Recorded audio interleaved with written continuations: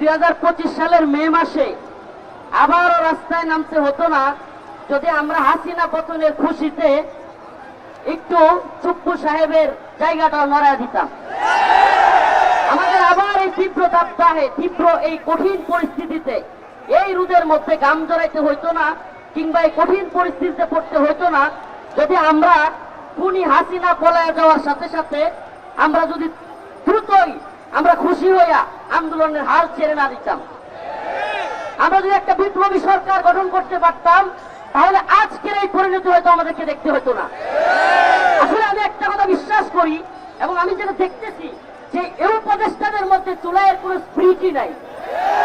আসলে আমাদের দুই চারটা ভাই ছাড়া, যারা কিনা ছাত্র উপদেষ্টা, এরা ছাড়া এই উপদেষ্টাদের কেউ হয়তো হাসিনা যদি ঠিকেও যাইতো এদের জেলেই যাওয়া লাগতো না। অতএব আমাদের বক্তব্য একেবারে পরিষ্কার, সুস্পষ্ট কথা, যে হাসিনা শাপলা চত্বরে শত শত হাজার হাজার তসবিহ পড়া তাহাজ্জুদরত মুসল্লিদের উপর গুলি চালিয়েছে, তাকে অবশ্যই তাকে এবং তার দলকে বিচারের আওতায় নিয়ে আসতে হবে। অনেকে বলে কেন আওয়ামী লীগকে নিষিদ্ধ করবে, আমি বলি আওয়ামী লীগকে কেন নিষিদ্ধ করা হবে না, কারণ এর অভাব নাই। রাতের গভীরে তাহাজ্জুদরত নামাজরত তসবিহ হাতে থাকা মুসল্লিদেরকে গুলি করে হত্যা করেছিল আওয়ামী লীগ।